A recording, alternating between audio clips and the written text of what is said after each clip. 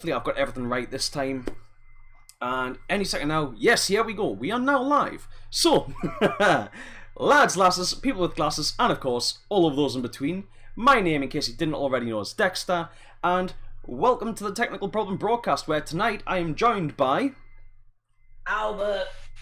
And where can I find Albert, if anyone's interested? Yeah, click that. You know, I always forget that. Fantastic. Hopefully, Colin and Chan may drop in as well, so we can have a bit of a conversation going tonight. Now, first off, I'm going to talk about this right quick because it is boiling in here. But yes, as you can see, for those of you that are actually watching this live and are actually watching the video version of this, I am in fact wearing a beanie hat. Now, I wanted to wear this because I wanted to show it off. Nicky T sent me this through the post the other day, and I wanted to show it off. I've been wearing it for the past few days when I've been going to work, when I've been walking the dog and stuff, and it is nice and cozy. It is lovely and warm, very well designed. You should be able to see the logo there nicely. Hopefully, I don't know because the camera's behind.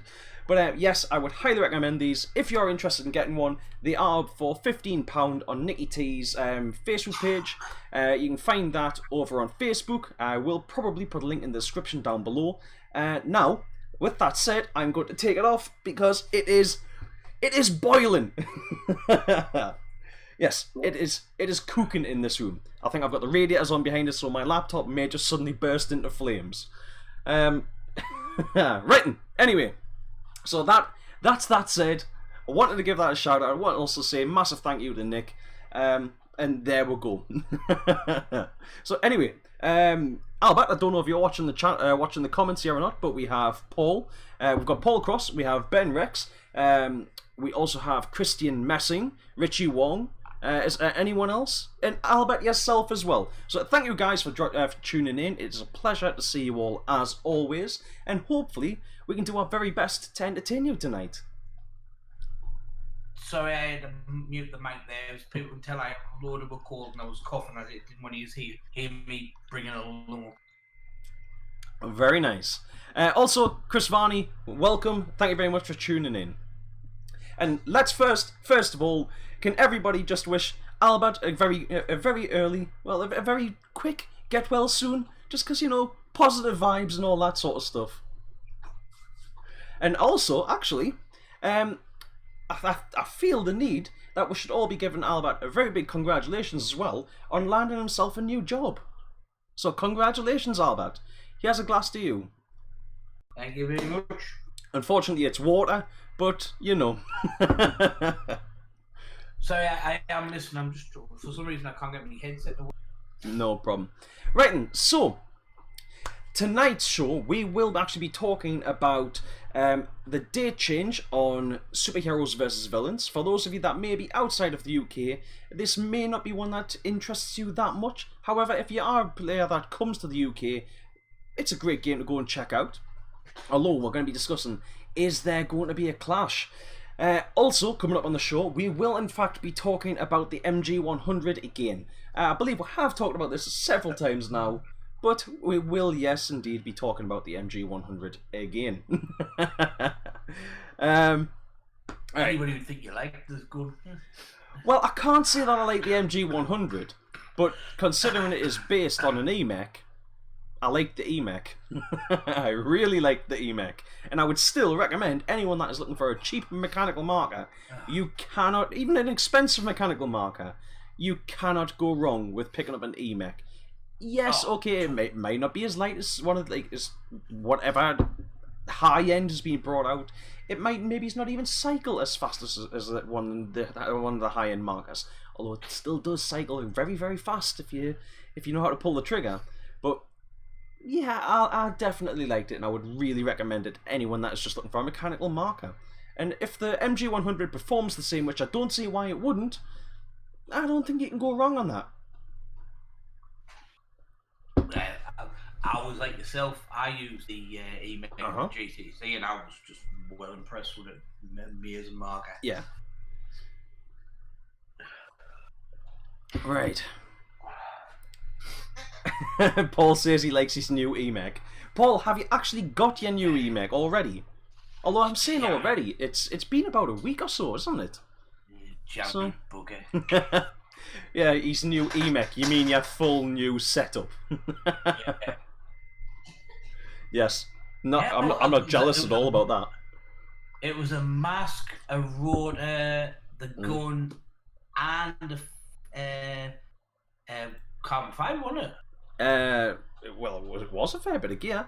I'm not exactly sure now that I know there was the marker. There was an air marker, air tank. Was there a fluffy? There was definitely a rotor hopper. It was a 4500 carbon fibre 1 litre, or it might have been a 1.1. The rotor. What used to be the first generation, but they rebranded Yes. as rotor. I can't remember what the new name was for it, but it was basically just a Gen 1 rotor. Yeah, I'm not sure. It was a Gen 1 rotor with without the windows in it. JT mask. It was yes, not the ProFlex. Was it the Flex 8? Yeah, Flex 8. Yes, with the sort of the more the fixed sort of faceplate. Yep. Paul says yes, it was an LTR rotor. Yeah, LTR, that was it. Yes. Yeah, not a bad little setup at all. Yes, that is a fantastic setup. I mean, yeah, that is a perfect setup for anyone that wants to play anything along the lines of the GCC, wanting to play things like the ICC, any of these sort of mech tournaments that are going on at the minute, any mech events. The EMEC, it's just brilliant. Yeah, not even mech events. It would quite happily play with it. Anything really. Oh yeah, that is, without a doubt. I would. I mean, I played with the EMEC at both the GCC and Speed Weekend. Now, granted, at the Speed Weekend, I wanted to play most of my time on their sort of tournament style field, but obviously I took it out in the woods as well when it came time to go out and play in there, and it performed just as well. Didn't matter where it was. Crap. Put it this way: if I know anyone to get into paintball, which actually I do, I've got 4 friends at the moment who they've all got their own masks. Yes. Because I took them down. They played one game, absolutely loved it. So the first thing I did, took them down to BZ, and they all bought masks. Yeah. 2 lads brought profilers. Yes. And 2 lads brought Proflexes. Yes. And they're on about getting their own gear, and put it this way, I am trying my best to gently push them yeah in the direction of the EMEC. Yes.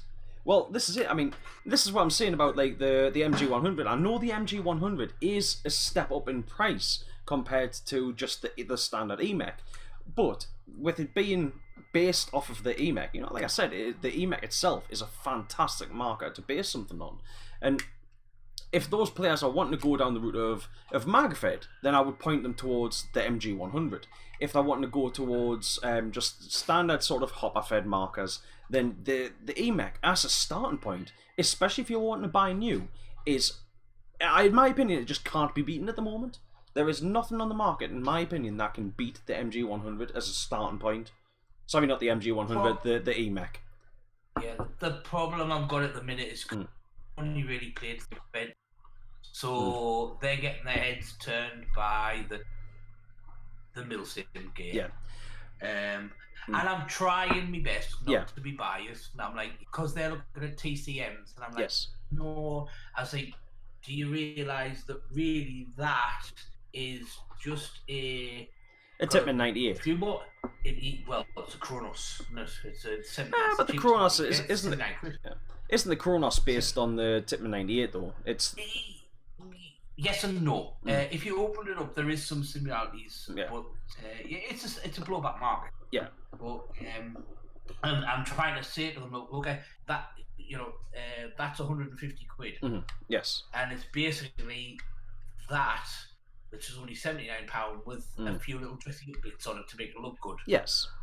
You know, then you've got this, which is the same price as the TCM, but it's a better market. Yeah. Obviously, if if they are properly, no, I want to do MagFed, I am going to be like, well, get something that'll run both. Yeah. Because there's nothing worse than if they'll go for a pure MagFed only, and then they're like, oh, I don't like this. Yeah. The problem is, it might change after Sunday, but the only place I've played is District 23 with MagFed guns. Yes. So, 2 seconds. No worries. Well, in my opinion, I've talked about this before, but when it comes to, I'll talk to you while Albert's busy, but I've talked about this before. But in my opinion, regardless of what style somebody wants to ultimately end up playing, be it that they want to play stock class pump, be it that they want to play tournaments, whether they want to play milsim, magfed, any style of play, I would always recommend that you start off with a semi-automatic. Now, I know I realise that I'm talking to a lot of guys in the chat here that are, basically veteran players. A lot of you guys have been playing since way, way before I got into the sport. But that's my chair squeaking. I thought it was the door. But yeah, so there's I would. It doesn't matter what play style you want to play ultimately. I would always recommend that everyone starts off using what is generally accepted to be the standard paintball marker. So you're looking at a 200 round or 240 round, or however big loader on the top. You're looking at a semi-automatic because that's what most people are using. You're looking at a normal style paintball marker that you shoot like that. You're looking at just wanting an air tank out the back. Now, from that point, that is a fantastic position where you can go, right, well, I really want to play something that doesn't shoot as much paint. So I'm going to, with that sort of setup, you've got a reasonably nice setup. You've got something that's nice and light and fast and can do what all the other markers on the field are going to be able to do. It may not be able to do it as well as, but we'll be able to do it as in a close approximation.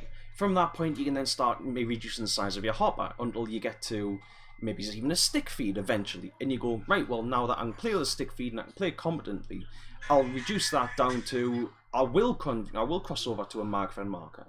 But if you take that in those steps and slowly reduce what you have down from being a standard, what people perceive as being a standard regular paintball marker, and you reduce that down to what would be almost, say, a MagFed setup or a stock class setup or whatever, you've slowly stepped that back, you've built your skill levels up, and it's not that immediate shock of being thrown in at the deep end in a swimming pool and not knowing how to swim. If you don't have those skills already in place on what you need to expect from going out and playing with people that play with their own gear, and you all of a sudden turn up with, say, like a TPX or a TMC or something like that, and you don't have those skills built up, that is the equivalent of being thrown in at the deep end, in my opinion. Now, some players will love that. I mean, pretty much, it wasn't that long after I started playing paintball regular, I went, yeah, I want to play pump, and I started reducing down what I had as fast as I could. And I think within a few times, I think it was like the first time I went out and played pump, I was playing with a 50 round hopper, and I loved it, and I wanted to go even smaller, even though I was being massively outgunned by other players. I loved that, because it felt like I was earning those kills more. But I know that there's a lot of players that if they go out with MagFed and go up straight up against regular players and get shot to bits because they don't have those skills built up, that will just turn them off and they won't want to play anymore. Sorry about that. That was me dog no problem. Walking in and screaming and shouting on my radio. The problem is I'm stuck in the corner of the kitchen, so yes. I don't have a bedroom or anywhere. Yeah. Not with me Mac, because I've already got the internet line in one place, so she's stuck in the corner and she's walking in, screaming and shouting because somebody left the shoes in front of the door and she couldn't get in. Yeah. Well, I may end up in the kitchen before long. Yes, obviously, for those that aren't regular viewers, as you can see, I have lots of baby sort of stuff behind us. So as a result, well, because of that, I am losing my office in a very short period of time. So at the moment, this I'm not too sure where this show's going to be hosted from. It may be the back of my car, but I'm hoping, I'm kind of hoping that it will end up being actually the kitchen as opposed to the back of my car. So yeah. So as I was saying, for lads, the only place they've actually played is District 23. Don't get me wrong, great little starter for them. Yes, the deal they do where I think you pay £30. I believe it's a marker and 3 mags, and then they just keep filling the magazines every game. Yes, that is like 2 or 3 hours. I think it's £28, but for safety's sake, we'll say 30. But yeah, you get. Sorry, Albert, you're completely roboted out there. Oh, great. No, you're fine there. You just whatever you said before there, you completely roboted. Yeah, so they've played that a couple of times. Absolutely loved it. Yes. They went down, bought a mask, and I'm like, you need to play in the woods with a hopper. Yes. Like District 23's all well and good for a little test to do it as a sport. I said you need to play you need to go in the woods and play hopper paintball before you go and buy a gun, so you get an idea of the 2 different styles. Yeah. So hopefully Sunday they'll absolutely love the hoppers. Yes. And we'll decide not to buy TCMs. Yeah. Well, I mean, I don't have nothing against TCMs. Yeah. But I just think for the money, there's better guns. Oh, that's it. I mean, if you go mag-fed and you're on a budget, the brilliant Arcwood has one. He had one for a long time. Yes. And I have nothing against them. They are for the price. That's it. Start a gun. Yeah. For an entry point to MagFed, I would say that they are probably one of the best options. I mean, prior to that, I would have probably said the Hammer 7. Because the Hammer 7, when it was being sold, was less than £100, wasn't it? Yeah, it was, because they're not available now, and I realise that because they were obviously pump action, which isn't to everyone's taste, but as a starter point for MagFed, that was brilliant. But and they were first strike straight away out of the box. Yeah, I mean, out of the box, they were first strike ready, which again, it was fantastic. I could be wrong, but I'm sure it was just paintball was selling for like £79. Yes. Oh, that was it. I mean, there was a few places that were. And I think that was because, I mean, yes, they are so customizable, but they were still just a Nelson-based clone. So that brought the value down on them. But then they were that desirable that people just snapped them up. And now, I mean, to try and find a brand new, to even find a Hammer 7 that hasn't been chopped up and turned into something else is nigh on impossible, because they were perfect for people that wanted to make bolt action rifles and things like that. I mean, I believe the Hidden Hedgehog still uses one now. He prefers it over a SAR 12. Yeah. Which is mental when you think about a SAR 12. Well, how much is one of them? £1,500 or something? Something like that. I mean, they are not cheap. Don't get me wrong. His is not a standard Hammer 7. He spent a lot of money on it, but he hasn't spent £1,500. Yeah, that's. I mean, if you think about it, obviously I don't know the exact details of what the Hidden Hedgehog has done, but let's just say he's done some basic stuff. So he's dremeled out an air rifle stock to be able to take the Hammer 7 in. Right, so, well, that's not too complicated, and you might be looking at, let's be generous and say £100 for an air rifle stock, but realistically, it's probably been a lot cheaper off of somewhere like eBay. Not dissing it, I'm just talking about things as to, how I imagine he's probably done it. He's then probably polished up the internals in his Hammer 7, which, again, a bit of emery cloth, next to nothing to do. Now, and then he'll have probably like a rifled barrel on it. So the rifled barrel, let's overestimate again and say £100 for a good barrel. So yeah, he's maybe spent, let's say, about £80 buying the marker, and this is going from new. So for the most part, so like £100 to buy the stock, £100 to buy the barrel, a couple of quid to buy some emery cloth, and £80 to buy the marker. So he's maybe spent £400 if we even then overestimate even more. £400 for to have a marker that he prefers more than SAR 12. Mental.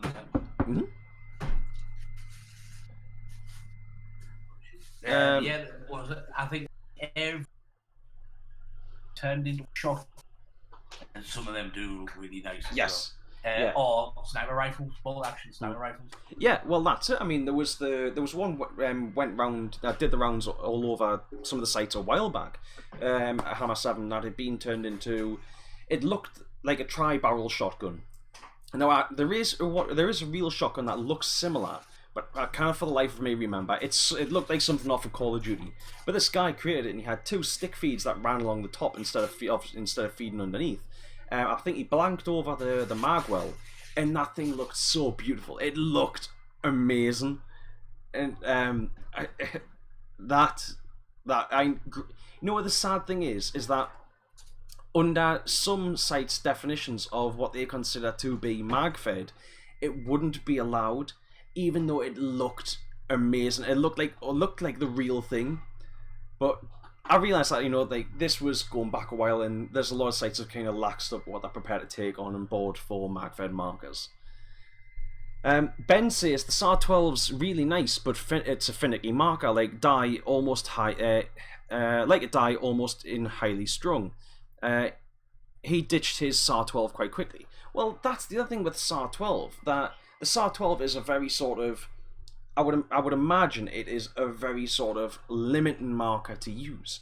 You know, it doesn't have the sort of the lightweight sort of setup that you would expect from, say, something like stock class, which would be almost its sort of comparison, but it's also then not designed for it to be used like a stock class marker. It's designed to be used at long range, shooting things like first strike, but then that takes a lot of practice to do. So you've then got this marker that it's very limiting on what you can use it for. You could use it in close-up play, but it's not really designed for that.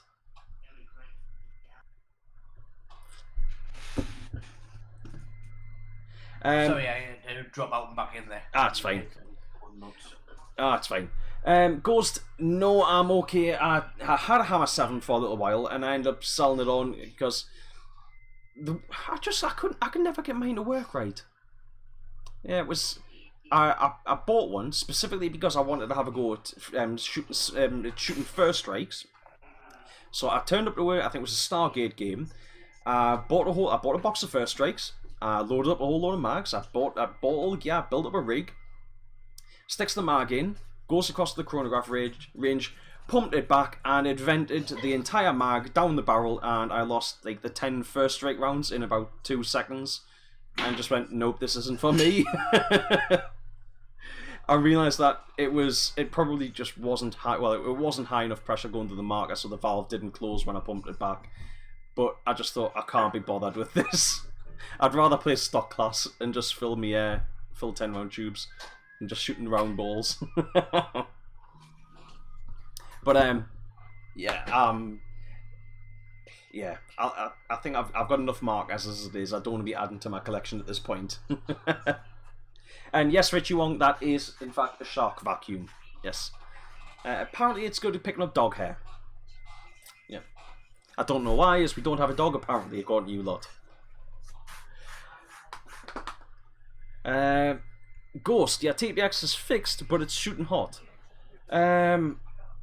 Well, I think your best bet, if it's not just adjusting from your velocity, I suppose you've got 2 options. At this time, yeah, if you're shooting CO2, just keep your CO2 cooled, and that'll reduce your velocity. If it's just a case of you need to actually adjust your marker, then good luck.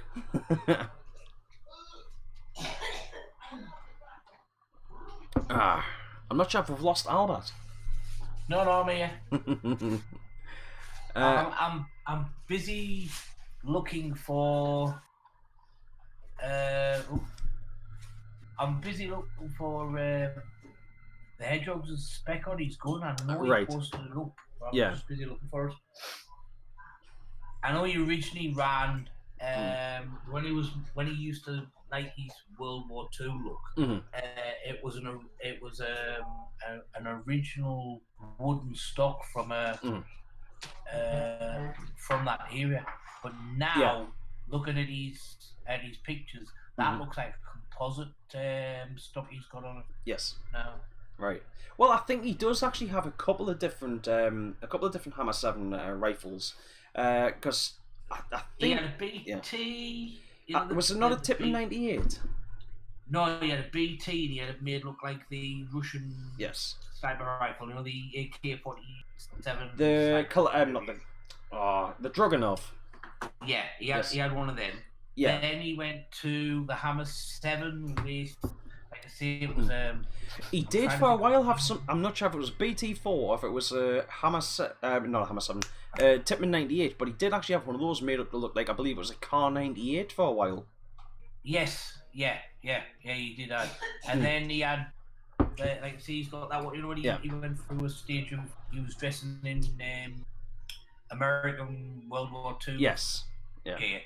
And his gun was, I'm trying to think of the name of it. M1 Garand.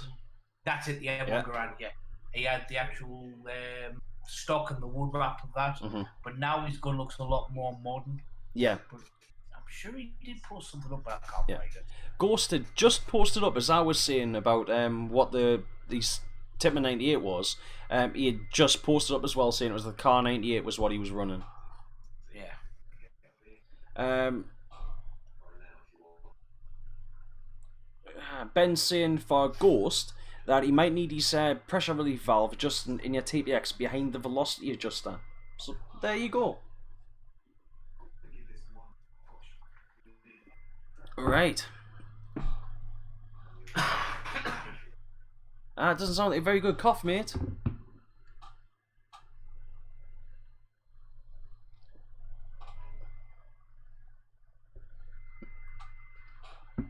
Ooh, something buzzed. I don't understand why I get notifications from my own channel saying I'm live. So sorry, I meant to mute me marker there. Mute me mic, and I hung up. It was just because I was coughing. No worries.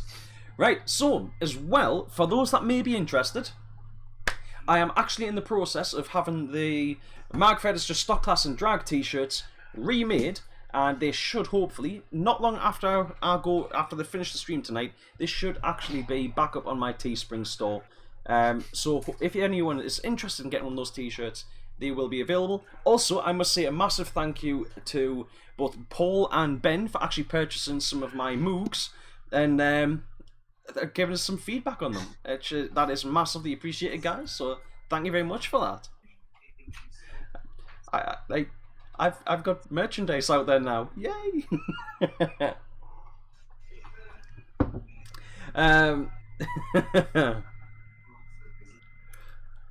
It's as shocked as we are that it's not actually cancelled at the last minute. I'm really sorry about that last week, guys. I had it doesn't matter what the situation was. I should have tried to give you a bit more notice, and I will try and correct that in future. Life gets in the way. Yeah. So heads up, I'm going to try and be streaming on Wednesday, but Wednesday night stream this week might not go ahead as well. So I'm giving you that. I'm letting you know that now. But just so a heads up. So I'm not actually going to set up a stream for Wednesday night at this point. Wednesday night stream, if I do one, will pretty much be a case of sort out as I go. And I'm not. I'll put up a note of asking if anyone knows of any games that are happening this coming weekend. But I'll be just sharing them to my Facebook page this week, and I won't actually be talking about them next week's show unless I have time to set things up, which I can't guarantee I will. I can tell you straight away, 2 games that are happening this weekend. District 23 doing a walk on, and BZ. Both on Sunday, both starting 9 o'clock. BZ is on till 4. District 23 is on till 2. The fees for BZ is £20 grind fee, £10 if you need to hire any gear, and then it's £5 for 900 paintballs. I don't know if they're letting them buy the box anymore. But I can't see why not. Last time I was there, it was £30 for a box. It's just that a lot of people like to buy the bag. Yes. the BZ walk-ons. Yeah. Well, by any chance, is there a good number of MagFed players turning up to do that? Because there's a lot of sites when they've started advertising Paint by the Bag because they have a lot of MagFed players turning up.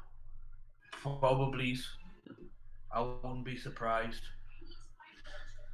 I'm just looking now because I did have the prices for District 23. 2 seconds. While you're looking for that, Albert, Ghost, where's the Invisible Dog merch? It's on the shop. It's invisible, so you can't find it. In all seriousness, for that, I don't know what I would even do for Invisible Dog merchandise. Something I've thought about for a few times. I've thought about it a few times, but I just don't know what I would do with it. Right, so Albert. Hello. Did you say that the BZ game was running until 2 o'clock? No, that's right. District 23. Ah, right. So I thought BZ's from 9 till 4, because it will start getting dark. But the District 23 games till 2, because after that they've got an airsoft walk on from 2 o'clock till 9. Yeah.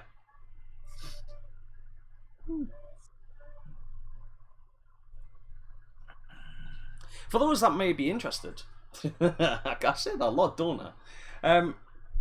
There was myself, Chan, and Ripper all went down and actually played the Halloween game at District 23 on Saturday night, and it was spooktacular. It was actually really good fun. It was a bit scary in the dark at times, and when you've being in District 23, you know, it's an indoor field. It's not a huge site, but it's fantastic. And when you're there and you've got yourself on one side of a barricade, and you can just see a marker peek around, and you can feel somebody keep leaning against the other side of a wall to you, and you know they're there, but they don't know that you're there, and then they disappear. It's brilliant. When you add in the darkness into that as well, it was fantastic. I mean, they had UV lights around to try and help them, you know, paint glow in the dark and stuff. And I think the airsofters, when they played on the Friday night, they were actually using the glow in the dark BBs as well. It was great fun. It's one that if they're doing the same sort of thing again next year, I would highly recommend going along and playing it. It was brilliant.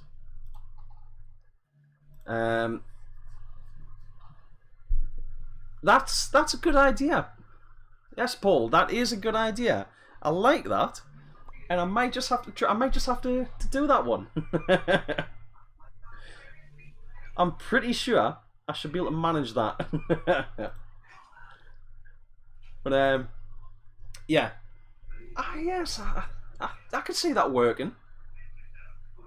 Yeah, I'll have a look. I'll have a look, mate. Thank you very much. No, sorry, I can't find prices for District 23. I would have guessed it'd be roughly around the same price there. Yes. Yeah. Well, that's it. I mean, obviously, District 23, I don't know, obviously, just off the top of my head, I know that quite often when they do some of the part-time sessions, or I don't know how to put it, but like some of the sessions that they do, you know, for like the MagFed sessions and stuff, it's like £30 roughly. I think it's £28 to you get your marker, your mask, set of overalls, and all the paint you can shoot for that session, which I believe is 4 mags worth, it may be 6 mags worth. I'm not too sure. No, 3. It's 3, so 3 mags worth. That's a tester session. This is actually a walk-on. Right. I did have it wrote down. I'm sure it's £20 walk-on fee.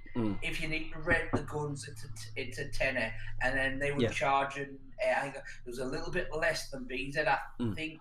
Right. It was about £8 for 500 paintballs. Yeah. Well, that's all. But there's €1 and about it's only on for 2 hours, and we've got it on a night time. They call them tester games. Yeah. Or tester sessions. Yeah. Which I still think is really good value. It's a fantastic one for actually getting new players into it. Because it's something where it's not an expensive night out. You can get yourself along, you drop a few quid, and you get to run around for a few hours and have fun with your mates. And yeah, for what it is, I think that is fantastic value for money. If BZ are doing it for roughly the same sort of price, I'm drifting away because obviously we're talking about walk-ons and not the tester sessions. Yeah. But yeah, and it's the BZ Yarm site, I believe, is where the walk-on's actually been held. Yes. Mm. Yeah, definitely. Yeah, it is. Yeah. On a walk-on as well, which is obviously a little bit different. You get more magazines. Yeah. They give you 6 magazines, where say the 2-hour one on a night time, 3 magazines. Yeah. And basically, when you come in, they just give you another 3 magazines because they for you. Yeah. The games are a little bit shorter, not as how can I word it? The easier. Yeah. You haven't got a massive thing to do to win the game. Basically, capture the flag, or they don't go into great details in the games because they are basically the testing sessions are basically to get new people into paintball. Yeah. Like I say, I've never did a walk on at District 23. But yeah, I know my friends have, and they did say that it did cost them a little bit more, but they got more magazines. They say they got 6 magazines. They got the chest rig. They have their own masks. They got the gun. And they bought the paid by the bag, where for the tester session, you don't buy it by the bag. They literally just hand out the magazines. Yeah. I don't know if you've already mentioned this, but what's your thoughts on Heroes versus Villains movie? I mentioned it briefly before, but I didn't obviously go into any deals. I think they've chose a good time in the year. Well, they've chose a better time of the year than where it previously was. Being when was Heroes again? Was it the back end of September, or was it 29th of September? I could be wrong. It was around about that time, 26th, 28th, 29th of September. You know what it is? I'm talking shit here because I was going to say I think they've chosen a better time of the year for it, but weather-wise now, but in reality, we've had some Septembers that have been fantastic, haven't we? It was just it was my experience of this year was a bit of a letdown because of the bad weather. But that's not something that the site can control. That is nothing is their fault. That was just it's a bit naff playing in the rain. And I also had problems with markers, which kind of made it even worse. But so go on. So they've moved it to PMFest weekend. Well, which if you've played PMFest in the last 4 years? Yep. What does it do on PMFest weekend? It rains. Yep. Yeah. Every year, without fail, it has absolutely chucked it down. Yep. Oh yes. It has. It's been wet every bloody time. The problem I've got, because people are already asking if I'm playing, and I can't really see if I can or not, because I want to know if the GCC's going in, the Grand Central Classic, is it going to be on that weekend? Yes. Wait, I think this is something that we're going to need to know relatively soon. Yeah, because don't get me wrong, I'd like to play both events, but obviously I won't be able to. So that's going to be me having to pick, and it. For me, Heroes versus Villains wasn't a bad. I thought, all right, they can't control the weather, but with it being the back end of September, it didn't clash with any games. Yes. Well, do you not feel they might struggle to get players? Yeah. Well, do you not kind of feel that Heroes versus Villains was on its way to kind of filling in that spot that Stargate left? And Stargate was always in September, wasn't it? Yeah, the first weekend in September. Now that might have been a better idea. Do the GCC and Saturday and Skirmish. But the problem is... It's a 2-day event. Yeah, that's it. You play on the Saturday to find your positions, and then the Sunday, to get the Saturday is the qualifiers, the Sunday is the main tournament. So it couldn't just be played on like one day. Yeah. But it's if it is being held on the same day, then I feel I would rather play GCC than play Heroes vs Villains. But I would like to play both games. Yeah, I'm on the same. I've really enjoyed Heroes vs Villains. Yeah. But when it comes to toss up between the two, like I say, we need to find out what's happening. Yes. Obviously, I think people don't know themselves because of what's happened with Paint Fest. Yeah.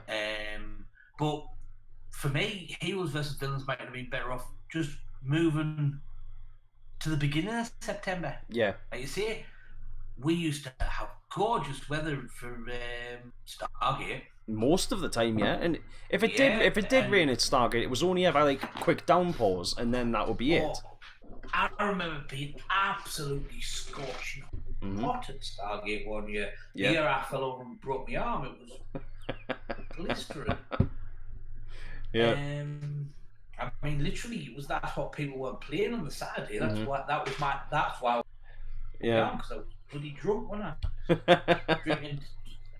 drinking Stella and messing around with a bloody super soaker of all things, and I fell over and broke my arm. Yeah. The silly things we do at games. It's amazing, isn't it? That the things that we do at events, but not paintball, are more dangerous than the game where we're running around shooting each other. Yeah. I remember exactly what I just set my barbecue away. Yeah. Opened up my first can of beer, and this lad, the team who I was playing with at the time, Bad Company. Yeah. He ran around the corner and chucked a bucket of water. Yeah. Over to try and hit the lads who were all sitting in the chairs. Yeah. Missed and put my barbecue out. Oof, bad move. And I was like, you get. So I went in the boot of the car because I knew my son's super soaker was in the boot of the car. And I filled it with water, came running around the corner, squirting this super soaker. Well, it was a red hot day, and it was a really long grass which had all flattened down because people had walked on it. It was like and where he chucked the water, it was like an ice rink. Yeah. And I just slipped straight over, put my arm up, stopped myself, snap. Yeah. Two plates and 18 screws later. Yep, you can't go on holiday without setting metal detectors off. Yeah. And I spent 5 days in. It wasn't Wakefield, Jim. Well, where did they send? Burnley? No. It's just what you want, though, isn't it? Yeah. Aye. Oh, I wanted it. I actually said, "Can you put on it? Let me go back to the pier so I can play a paintball." And I'm like, "No, your arm's that Bradley snapped. Yeah. You're not going anywhere." Yeah. How long was it before your mates asked if they could have your paint? I hadn't actually bought any paint, but asking. They drank all my beer, ate all my food. Yeah. But when my wife came down to pick my car up, they had clapped my tent down for me and put all my gear in the car and moved the car at the entrance for it. Aye. But yeah, well, that's teammates for you, that. Yeah. So basically, the eating your food and drinking your beer was payment for taking your tent down and moving your car. Basically, yep. Yep. But yeah, I hate to think that I'm gonna have to choose. Yeah. Really do. Yeah. Well, I mean, like, Richie's just posted there. It's Heroes, just laughing. Ben walking into a street sign. He was hanging at the back of the group, and just thinking nobody noticed. Like, oh yes, I noticed. Yeah, that was good. Yeah. But yes, I would love to go and play Heroes again. But yeah, like I would definitely want to be playing GCC. Yeah. Don't get me wrong.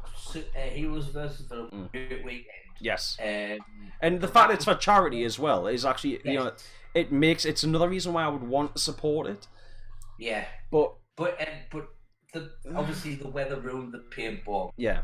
But that can't be helped. No, that can't be helped at all. I still enjoyed the weekend because I'm seeing people I hadn't seen for a long time. Yeah. Chatting to people. It was more the social side I enjoyed. Where the GCC, it was both the social side and the paintballing. Even though it absolutely did down, it was still one of the best 2 days of paintballing I've played. Yeah. Full stop. Yeah. That was it. I mean, the rain was a nightmare, but even going and sitting in my car at the end of the day and just sitting with the heaters blaring for a while just to keep us warm, that felt good, knowing that I'd played all day and I'd played hard, and it wasn't just a big game. Which at the end of the day, most of the time I don't even care which side I'm on when I go to a big game. The closest I've got when I go to a big game about which side I'm on, the most that I care is which side is my mates playing on? Because I just want to go and play with my mates. But at GCC, it felt like there was actually something more to it than just going and playing paintball. It felt like we were actually playing for a reason. And I mean, that felt great. It felt GCC. Yes, it wasn't tournament. It wasn't super. But it felt like it used to feel when I walked onto a tournament field years ago, and that felt great. And it was something I haven't felt for so long, and I want to do it again. Ben's saying, who runs GCC? Well, the GCC was was run by Nicky T, I believe, in conjunction with NPF. But I think it's basically Nicky T that has the say on everything that happens with GCC. And I might be wrong on that, but as I understand it, that's the situation. Well, sometimes he is, so you might be able to come on and tell us. Well, yeah, that's it. Ben just said, why don't we message them to find out the dates, and why need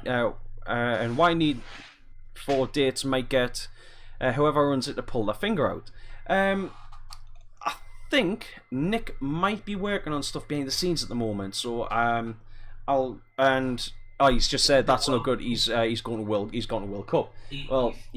I think he's actually on the plane. Yeah, probably. Photos of his bag. He always does this. He takes his bag photos on the plane. I think he's actually international jet setter. Going over the pond.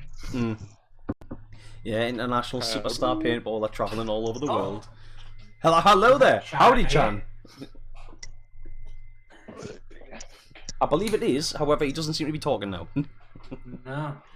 Yes, I'm here. So, Chandyman, how are you feeling today? Very sore. Very sore. Yes, ladies and gentlemen, the Chandyman decided he wanted to see if he could fly down a flight of stairs on Saturday night. Oh, Christ. Which ones? The biggest set in D23. Where there's where there's a little mini landing in the middle and then right smack in the you know how if you in the middle. Yeah, in the middle. Yeah. It goes, there's a little jetty and then it drops again. You went down them. Ow. Head first. Oh, yep. Right. After Richard shot us 5 times in the palm of the hand.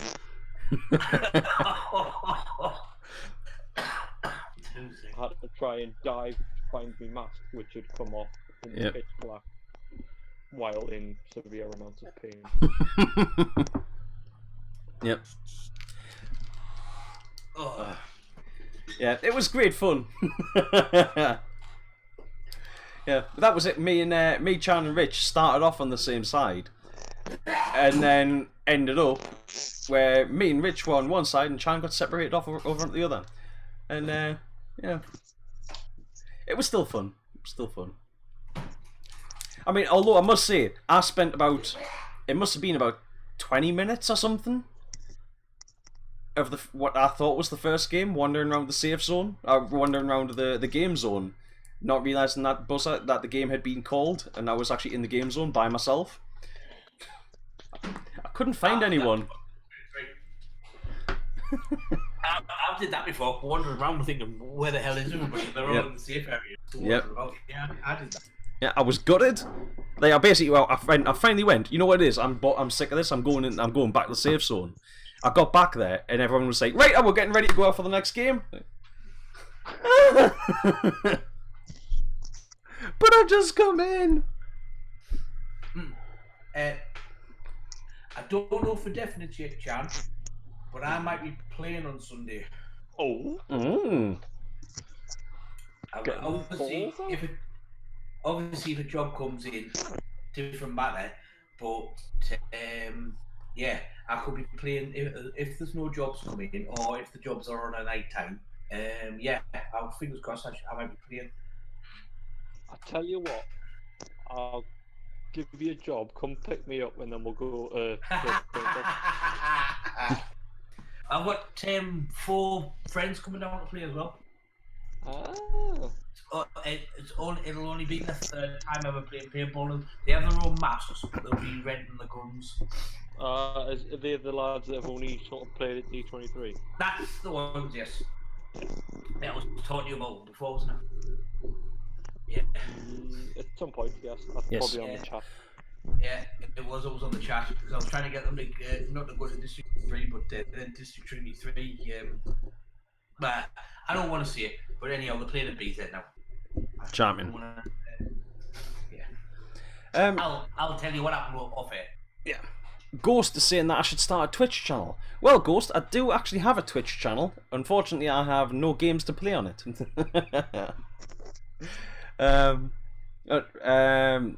Right. Ben's asking, Chan, how your Resi grips are coming along? How's these Resi grips coming along? And also, did you try the Russian Spec Ops trick? I'm guessing that's in reference to you going down the stairs. What's the he slides down. I've seen it. Yeah. He face first and like slides down the stairs shooting. Yeah. The thing is, there's a few different methods of doing it. Somewhere you end up like you're firing back up the stairs. Somewhere you're going down the stairs, and then like as you hit the sort of the flight, like the turn, you then turn and shoot up the stairs and stuff. And it looks really cool, but also looks like something I would break myself if I did. Yeah, no, it wasn't anywhere near as well coordinated as that. I now know what you're on about. The guy that just chucks him down the stairs while still keeping his rifle on target. Yep. Yeah, and he's sliding back over, shooting, or like say sliding, shooting. Yeah, no, it wasn't like that. Yeah, but I should be pushing on with the Resi grips this week, hopefully. Coolio. I've got quite a few other pairs. Chan, I have a favour.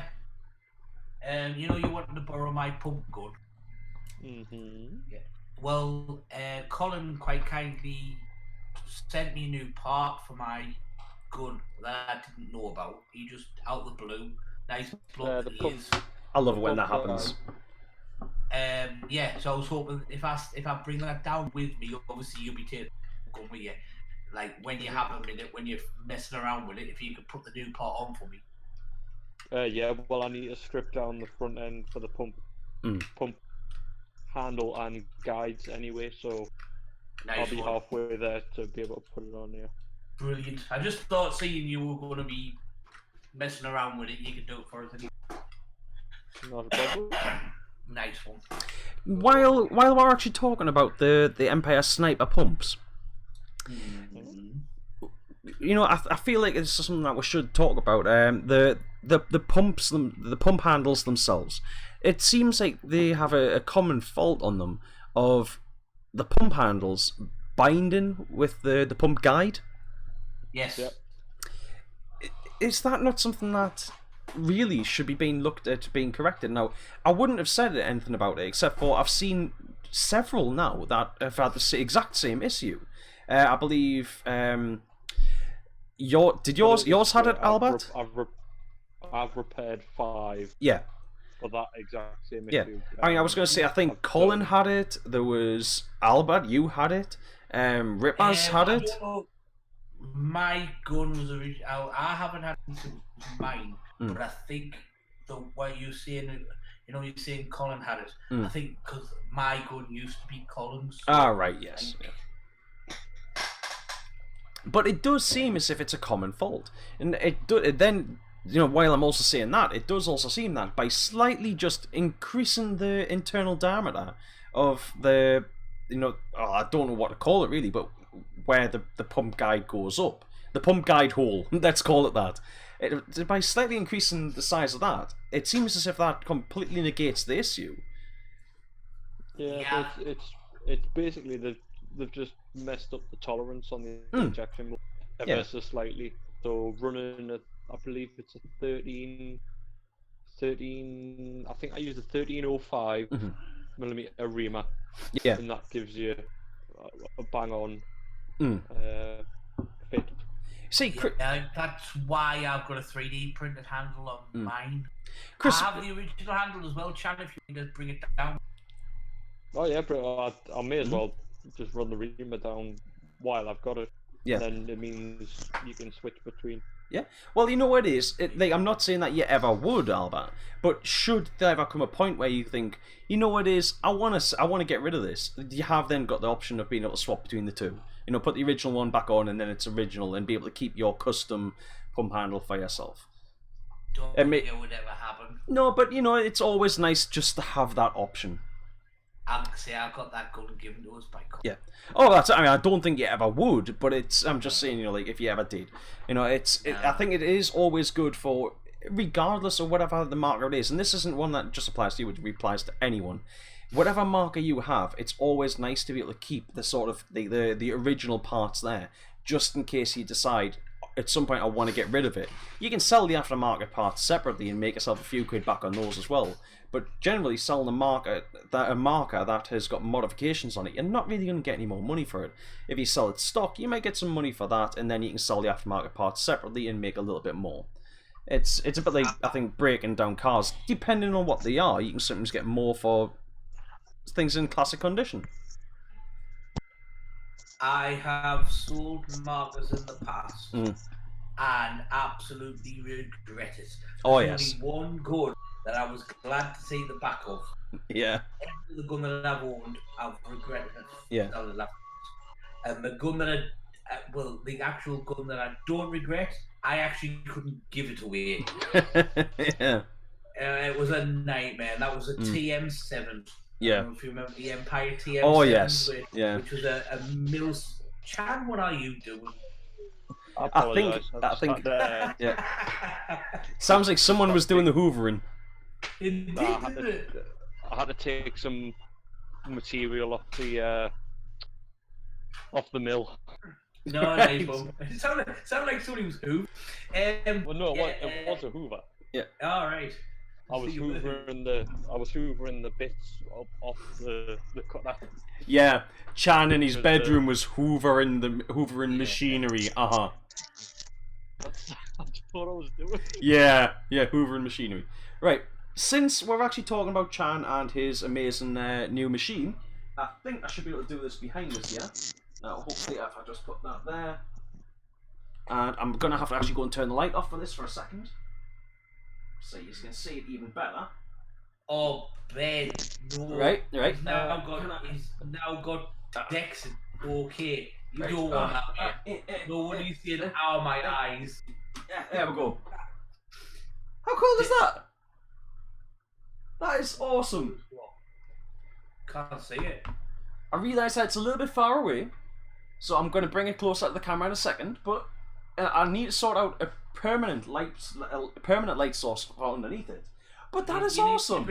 You need to bring it closer. I can see it. I know. I just need to make sure that I do this right. There we go. Yeah. I'm guessing it's your logo. I mean, it's absolutely smeared with fingerprints at the moment. But look at that! How awesome is that? There we go. I think that's about the best sort of position I can get that there.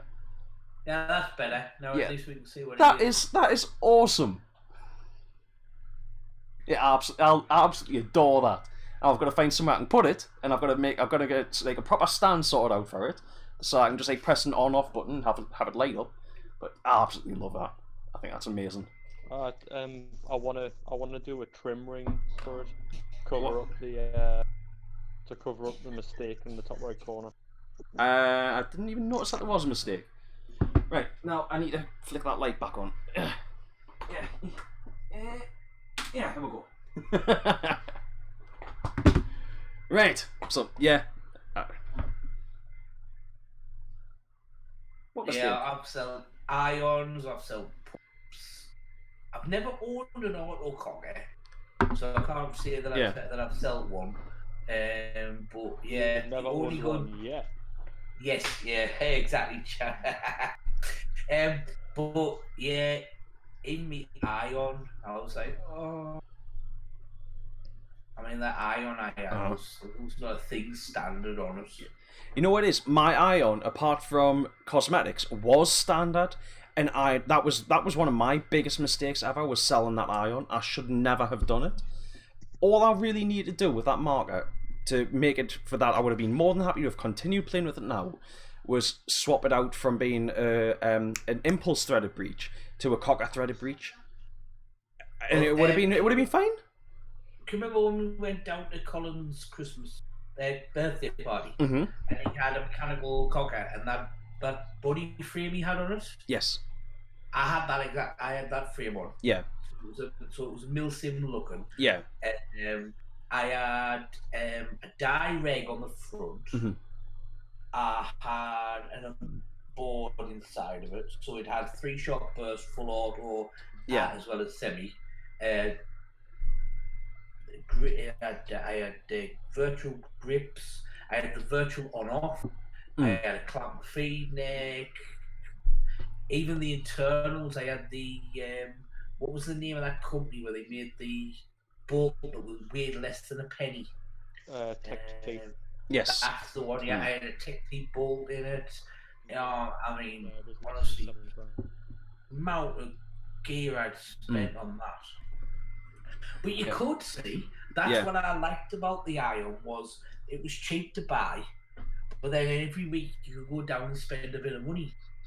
The likes of me can't spend 5, 6, 7, 800 quid on a good in one go, but I can buy a good £100 and then spend 30 quid here, 40 quid there, £60 here, £70 there. I could do that.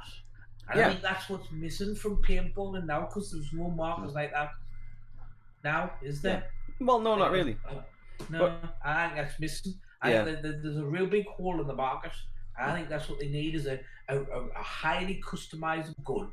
Yeah. It comes in an entry level, cheap. But then you can build it. If you remember right, obviously, don't get me wrong, and the Epiphany was shit, but you could basically make it Ion all the way up to Epiphany. The thing is, the Epiphany was mostly sort of plastic, if I remember correctly. It wasn't. It was a solid aluminium body with like rubber injection. That's where I'm getting mistaken it from. But yeah, to me, the Epiphany just wasn't. Yeah, it was the Ion, for all it was a plastic shell and stuff. It looked good, at least to me. It looked good, but the Epiphany just didn't. It looked kind of like. To me, the Epiphany was almost along the lines of, you know, when Homer in The Simpsons designs a car. Yes. Yeah, nothing more's needed, is it? It was just, it wasn't nice. So the internals of the Epiphany was a pretty good idea. How you could change the diameter of the chamber inside, so you could, if you wanted, like, I think it would, you could set it up to be extremely quiet, but not very air efficient, or you could have it extremely air efficient, vice versa, just by changing these inserts in there that would fit inside the fire cap. Yeah. Well, yeah, and what pissed me off even more is when I found out that I sent it to has never played paintball since, but decided he'd fire Maltesers out of it. Yeah. Yeah, that's about right, isn't it? If he didn't live all the way down Bristol, I'd try and buy it back. Yeah. I would love to know who got my Ion and if it's even actually still if it's even still usable. Oh, I absolutely adored that gun, and I should never have sold it. I sold it because I wanted to get further into tournament paintball at the time, and I believe I sold that, and I bought an 05 Ego, which at the time wasn't that old. It was getting on a bit, but it wasn't an ancient marker. I used that for, I think, a few CPBS events, and then I moved on from that to, I think I sold that and got my DM8, which again was another mistake. And the DM8 that I bought was what put me off die markers. It wasn't a good experience. That marker never worked right the entire time I had it. It didn't matter what I did to it, it just didn't want to work. I mean, it shot, but for the first few times I used it, it was like starting up an old car. You know, where you had to like crank it to get it to actually up to speed and then to run. You used to have to pull the trigger and you could hear the pressure build up to the point where it would start firing, and then it would send a stream downfield. And if you stopped firing and left it for maybe say a minute or so, the pressure would go, and then you had to build the pressure back up again when you wanted to start firing again. It was just that put us off die markers. Well, this shows you how bad my TM7 was. I don't know if you can remember, but Stargate used to do. Yes. Bring it back, didn't they? Yeah. Where you could, you give, I think you just had to make a donation, didn't you, with a charity. Yeah. And got you to sell a table, and you could set your gear out, and you could sell. Yes. Stuff. And I had this bloke come over, and he was like, "Oh, a rip clip," because I Yeah. had a lot of gear for TM7. I had the rip clip on it. I had a what's the name of that brand? Barrels. Not sure. Scorpion, they have a scorpion on the side. Hammerhead.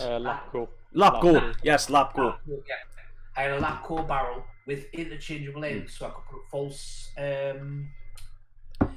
suppressor looking on it, or I had about 4 or 5 different tips I could put on it, and all this other stuff I had. I don't know if you know, when the TM7 first came out, it came out with only a single trigger, and I had a single trigger put on it. Yeah, because it was meant to be like a replica MP7.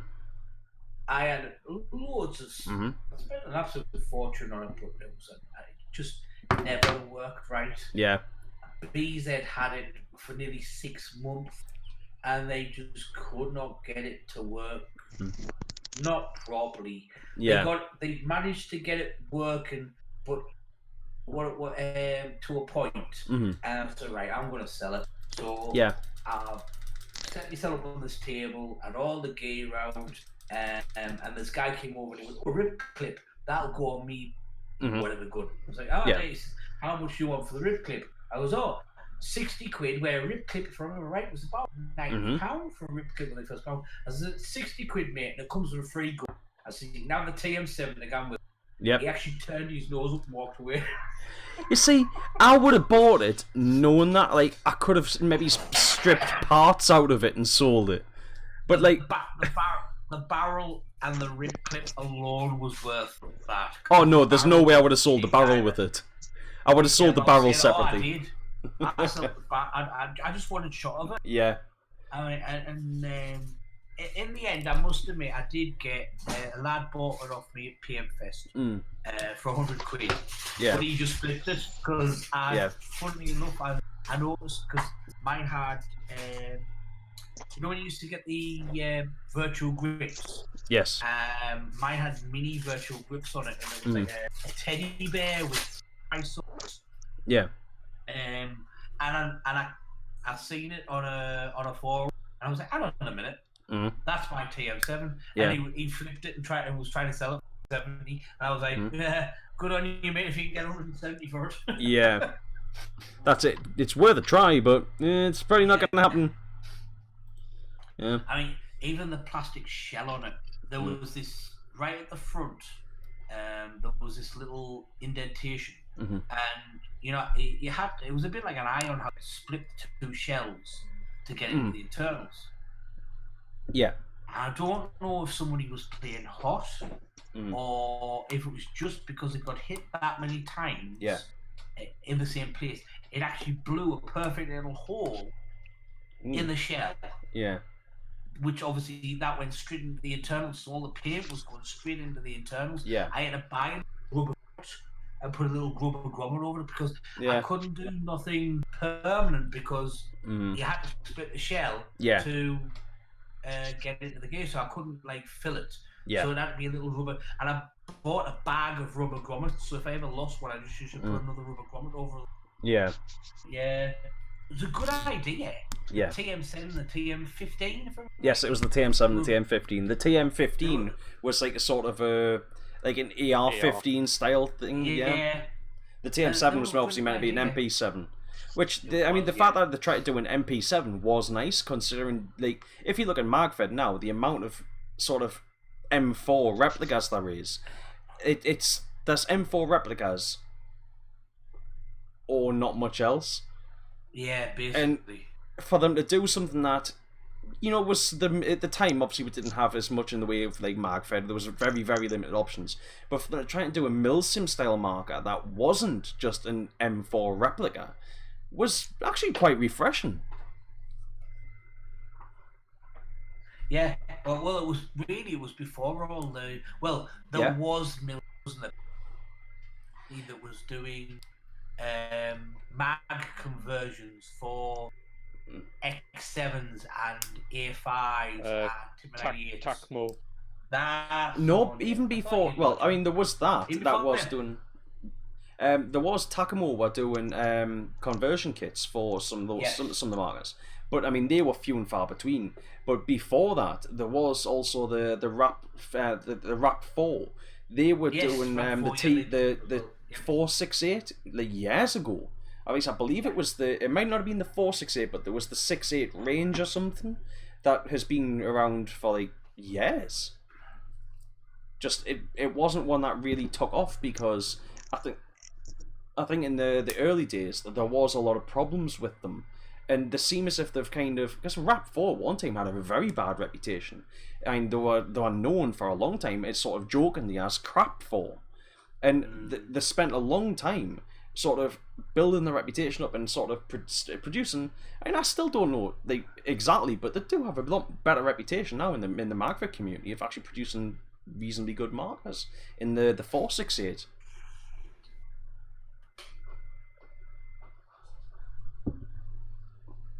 Ben says, yeah, they were like they were clamshell kits for the TACMO. Was that WF?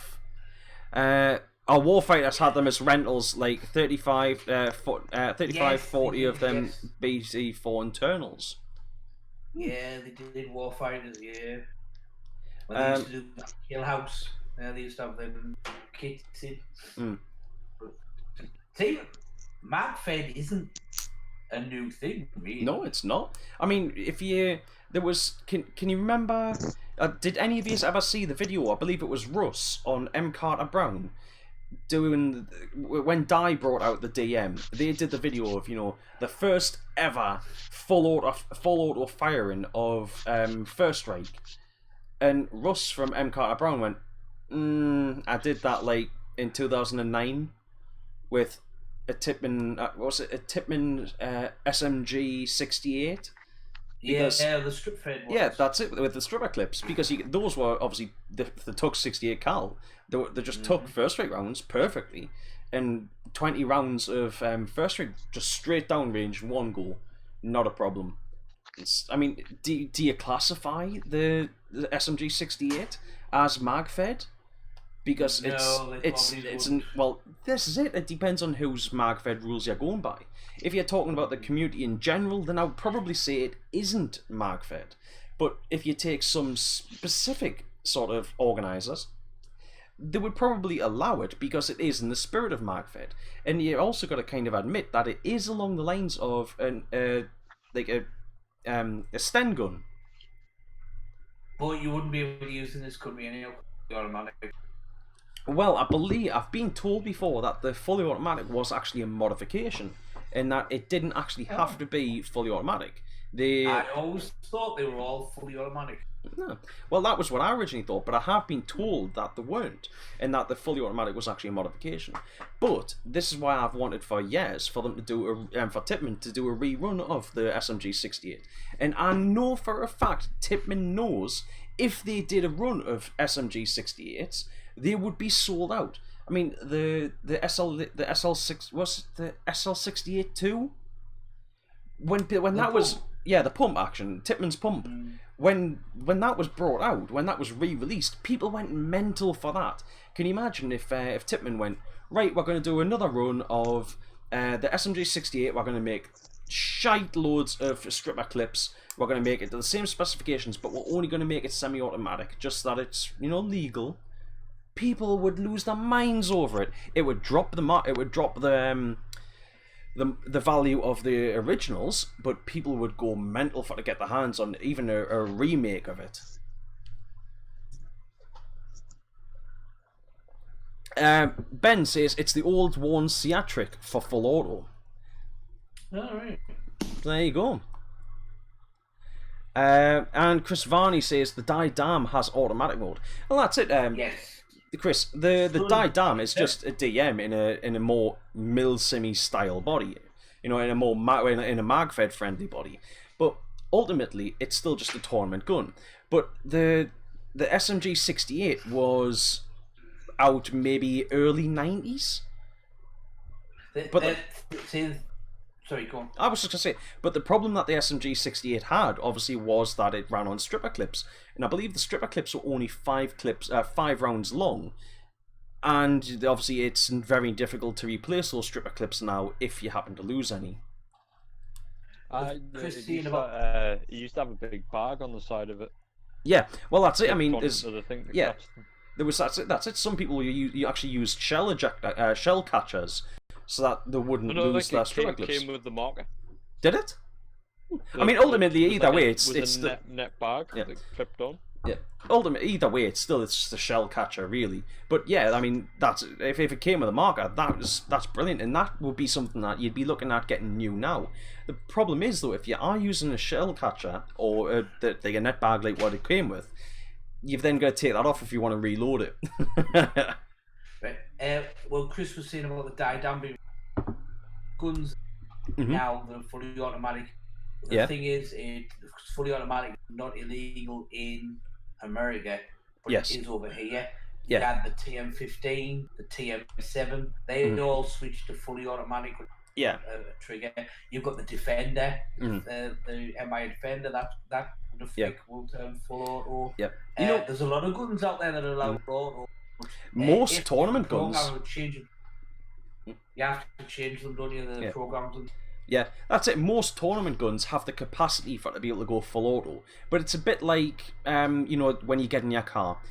Pretty much every car that is driving around on the UK road, on the roads in the UK at the minute, is capable, of doing more than 70 miles an hour, even though the maximum speed limit on any road in the UK, except for obviously private roads, which don't count, on public roads, you're only allowed to do up to 70 miles an hour. So think of it as a bit like that. You can do more than that, but if you get caught doing it, you're going to get done.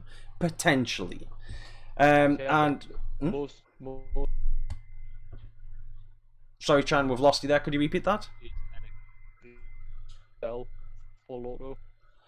Could you repeat that, please, Chan? You just completely dropped out there. I think it might have been the mic on the headphone. Most Tory guns, the full auto mode that they'll have, if it's an aftermarket board, it'll be NXL full auto, which isn't true full auto. You've got it's still a ramp kick in start, and then you've got to hold the trigger to keep the full auto engaged. Yeah. So after you let go, it'll have a certain time for the reset, but you then have to keep pulling the trigger to re-engage it to shoot full auto. Yeah. So that's, I think, how the skirt round it being. Well, I don't think it's even that, because I think it is just literally as long as you don't use it, it's not illegal, because I think it's actually using it that is illegal. But there is actually a lot of markers that do come with just full auto straight away on them. Oh yeah, the Die Dam. It's got full auto straight away on it. There's actually mods that you can do on some of the. I'm not sure which one it is exactly, but there's some of the. I'm not sure if it's the T15, where there is actually a mod that you can do on it. It's like it's an aftermarket mod that then can give you the capacity of full auto. But these, it's. I mean, if you're an international player, obviously there's different laws in different places. Maybe if you're playing on a site that's a little bit more unscrupulous and don't care, then you could get away with it. I'm not saying that it would be right, but you could get away with it if that was the case, and nobody says anything and nothing ever happens bad wise. But Ben saying NERT, Phenoms, EMAGs, they've all got the capacity of full auto, which is technically, as I understand it, illegal in the UK. Paul's just pointed out there that because Chris was saying that wasn't the SMG 68. Oh, sorry, it wasn't the SMG a 40 cal, because there was, as Paul has pointed out, the SMG was 62 and 68 cal. Obviously, 62 cal never really took on, but it was the SMG 60. Was it not the SMG 60 and the SMG 68? But yeah, the one, I know that the one was a slightly smaller bore size, and for the people that do actually have those, every now and then you can get custom paint made, but those are very, very few and far between. It's I believe that there was also some attempts at one point to make to shoot 70 cal paint, but that fell flat as well because that and didn't really take off because, again, nobody really wanted it. It's a bit like how 50 cal has never really taken off either, because people already had all of this backlog of markers and all of this equipment that was already in place and didn't really want to change down to a different bore size for no real reason other than, ooh, I can carry more. Paul says Spider Electros came with full auto. Christine Messon, the SMG was known for getting stuck often. When they were running, they were a blast, but if not, it was a shitload of a day.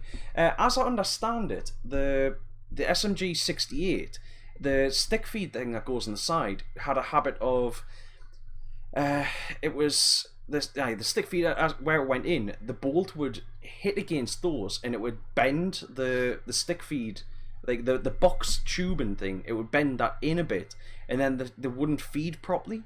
I can't remember how it was that I saw one of their videos looking where they talked about that, and what I'd be curious as to is if that would be correctable on with modern tech, modern materials, modern tech. Would that be able to be something that could be changed, so maybe it's not be an issue anymore? But over here in Germany, it would be illegal. If the marker would be able to go full auto, it doesn't matter if you're using it or not. Well, yeah, Christian, I understand in Germany there is, you have to be very, very strict on what you can allow with your markers for, I believe it's 200 feet per second and semi-automatic only, and has to be F-stamped, otherwise is illegal in Germany. In fact, Christian, if you've been in the sport for a while, you might actually remember, I can remember years ago, it was up on one of the forums, where there was a paintball site somewhere in Germany was raided, and I believe it was 56 markers were confiscated, and I think one was returned to its owner because they were shooting above 200 feet per second. They were shooting modes that weren't semi-automatic, and they weren't F-stamped because there were, I think there was even international players there. I just remember seeing the videos where it was the police storming into the building and literally storming onto a live field. That must have been probably around 2009, maybe? Yeah. So anyway, right, and guys, moving on a little bit. How do you feel about talking about the MG100 issue? Do we really have to? Well, I feel like it is something that we should maybe touch on. I think it is something that we should talk about. And now, for privacy's sake, let's say, I don't think we should name any names, and we shouldn't name where this conversation took place. Those of you that saw it will obviously know. Those of you that didn't, we'll just have to go off what we said a little bit. Boring. Hey, I don't want to cause unnecessary drama. But, so there was a post up on a MagFed page over the past few days asking, it was a new player who's just getting into MagFed asking what they should buy, and I can't remember if it was like the 468 or the T15, I believe. And Chan suggested that, in his opinion, neither, don't buy either, go for the MG100 instead. Now, in my opinion, yeah, I agree with that. I think the MG100, we already talked about this at the beginning of the show, but the MG100 is, in my opinion, where it's at for MagFed, and is going to be where it's at in the future as well. You know, over the next coming year or so, I think there's going to be a hell of a lot of MagFed players are going to pick up MG100s because it's eclipsing the work, especially with the Eclipse True feed that is coming out. The constant, having the constant feed of 20 rounds going through the marker, people are going to love that, and I think there's only a handful of other markers that are actually doing that at the moment. I mean, I'm saying that there's only a handful of markers. There isn't actually in reality, all that many different MagFed markers to choose from as it is. They're all slightly different variations of the same marker. But that is part of the problem, is that a lot of the markers that are being used for MagFed at the minute, with the exception of possibly the Die Dam, most MagFed markers are just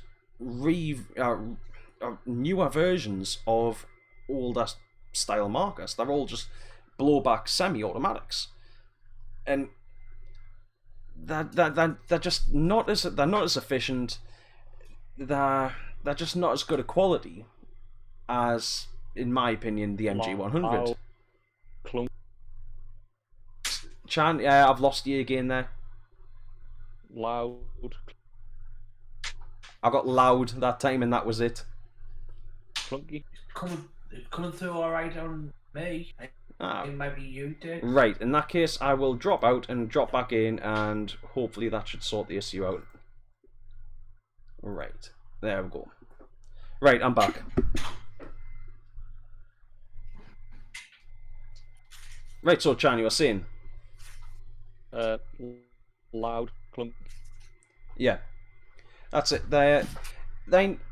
My sort of opinion on markers is that I don't really care what somebody is shooting, as long as they're having fun with it. But at the same time, you know, like, I will only ever speak for myself in this situation, but I don't care. I don't care if somebody's marker is objectively better than mine, as long as I'm having fun shooting that marker. But that doesn't mean to say that I can't admit that their marker is better than mine. And there was several players were saying that, you know, like, yeah, oh, well, the MG100, it can't be proved that it's better and blah blah. It's like, well, hang on, the MG100 is basically it's new, up to date tech. It is very efficient. It's very, very soft on paint. I mean, for a marker that was designed to be sort of very inexpensive, it's incredibly soft on paint. The core is well designed, obviously, to be used in starter guns, i.e., the EMEC. Yes.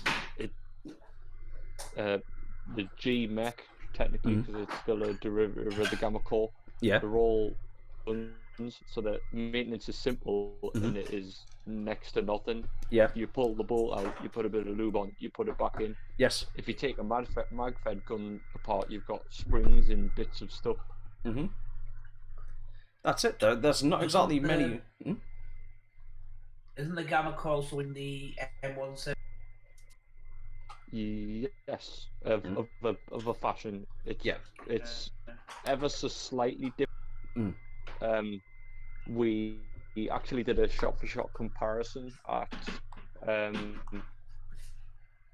Heroes versus Villains between my EMEC and an M170R.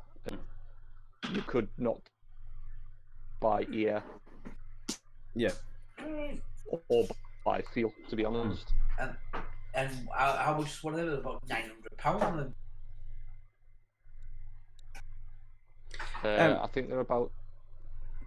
I think. I know they've got the rigs. Oh yeah. Compared to how much for a Tippmann 98? Well, you can. I don't know how much it would cost you to buy a Tippmann 98 new, but you can buy Tippmann 98s second hand for like less than £40. They're so inexpensive because they've been around for so long. You can pick up battered ones for next to nothing. And as Ben said there, I mean, the EMEC costs you just over £200. You can, stick a PAL loader on there as well, and that's £220, let's say, for your marker and your hopper system. But that's the and he says it's £700 for the 170R. To me, not really much comparison. When it comes to choosing which one you're going to do, there's not much option really, is there? But right, so the guys that we're having this conversation with were saying about how the MG100 it's basically untested. It's actually been out for, I would say, it's only been out for general release for maybe 4 months, maybe. But it's actually been out in some players' hands on testing for a little bit longer than that. And even then, it's the same core, it's the same marker effectively as the Planet Eclipse EMEC. Now the Planet Eclipse EMEC, the players that are shooting that have probably gone out and shot more in one session, like in one day's play, than the average Magfred player is going to shoot in a year. Maybe it's not maybe at a push a year, but realistically a good few months. And it's still performing amazing.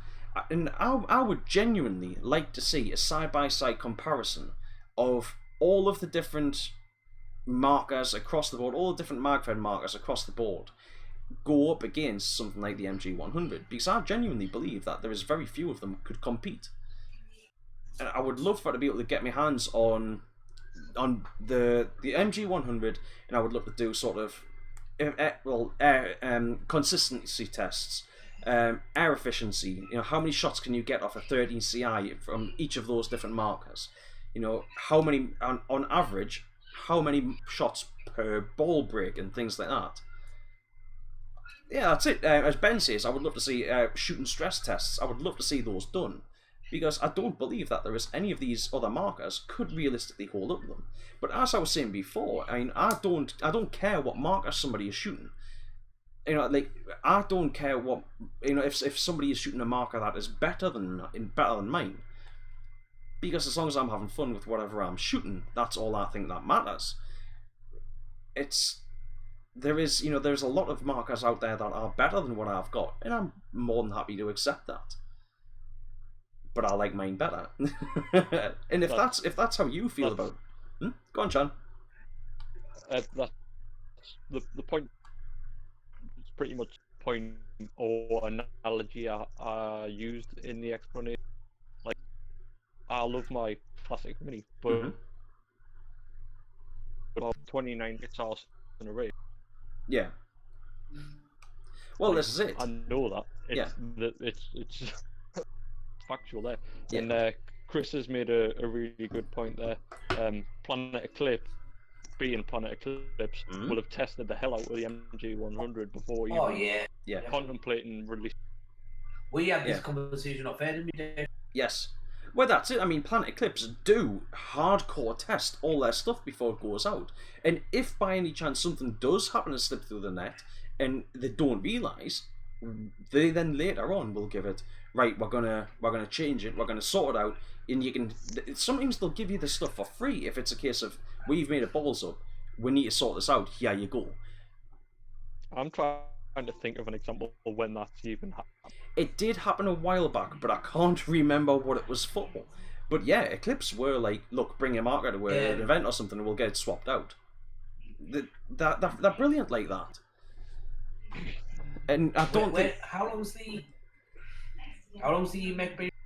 The only thing I couldn't find an exact date when I was looking for this last night, but what I could find was stuff saying December, and this was just like when I was seeing articles with some reviews about it, was December 2018. Now, if it was having customer reviews in 2018, then surely it must have been in stores before December 2018. But I do think at that point it was probably limited runs. I know BZ was given one, and was specifically to allow only rental players to use it, because you know how a good year before they want general release. Yeah. But we were like told we could not say nothing. But yeah, they had one. In fact, I could be wrong. They might have had two. At your and yeah, the rentals absolutely abused that. Yeah. Hell out. Well, that's it. You want? Go on. Sorry. After the testing was done, we give them back to Planet Eclipse. Yeah. You see, now that's the thing. If you want to know how well a marker is going to last, give it to rental players. Just give it to them, and if they can find a way to destroy it, they'll destroy it. But that's what kind of what I was trying to get at in the conversation last night. You know, the all right, yes, it's not an MG100, but again, I'm basing my opinion of the MG100 for performance-wise, you know, for cycling and all that sort of stuff, based on the fact of using it in EMEC, which, as I said in the EMEC is just the non-mag-fed version of the MG100. But the EMEC, when I used that EMEC, that probably shot more paint and had more testing in one weekend than the average mag-fed player's marker will in a full year. That to me says a hell of a lot about it. You know, it's like, how many times are you going to strip down your chosen mag-fed marker in a year versus my stripping down the EMEC once, or once in over a full weekend's play. You know, if that EMEC had actually been mine, realistically, I probably wouldn't have even cleaned it after those events. I know I didn't clean after the GCC, but that was because I literally just had to give it straight back then. But yeah, I probably wouldn't. I wouldn't have even felt the need to have cleaned that marker in like maybe a year's play. And I have every faith that marker would have still been shooting perfect. But yeah, I keep reiterating, to me, I don't care what marker you're shooting as long as you're having fun. But there was somebody that said, you know, like, oh well, my marker was shooting perfect last night. And say, right, okay, well, my car drives perfect every day, but a Ferrari is still going to be better than it, isn't it? You know, okay, you know, if I wanted to shift furniture, my car isn't going to be, my car's probably going to be better than a Ferrari. But if it comes to, you know, actually driving, to simplify, what is it meant to do? It's meant to hire a ball of under the top. Yeah. Well, that's it. The marker that does that. So most efficient, smoothest, consistent is by definition the best thing for the. Yes. Well, that's it. I mean, a marker's entire purpose is to launch a projectile. I think we can all agree on that. But in my opinion, anything other than that is just aesthetics. It's which is all there seem to be. Yeah, and that's it. I mean, if all you care about is aesthetics, and you know, if you're happy with the fact that your marker works and you don't care, you know, if you want to go out and play with a Tippmann 98 on a Tony field, hey, if you're having fun and you're taking kills, power to you, have fun. But you can't say that a Tippmann 98 is a better marker than I don't know, the 170R. It is objectively not a better marker. But if you're having fun with it and when you're using it, hey, like I said, power to you. I absolutely love that, and I can appreciate that. Like I said, I mean, I played Saturday night with a stock class Phantom, and I had a whale of a time. But there was markers on the field that were objectively better markers than it. I can't deny that. But yeah. Ben says it's because it doesn't look real steel enough in its basic form. The Europeans love it because of that, which is he heard from BZ at Magfit. Well, that's another thing. Yes, the MG100 it's been designed for paintballers. It hasn't been designed to operate to look like a real gun, and then had things like kind of crammed in place and chopped up and stuff for to work while it looks like a real gun. It's been made to be a real gun, it's been made to be a paintball gun that they've then kind of done stuff to make it look a little bit more tactical. And I really appreciate that, because it shows that Eclipse cares about more function over form.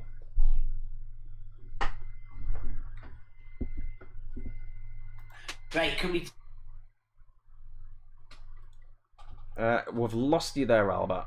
We heard "can we," and then that was the end of it.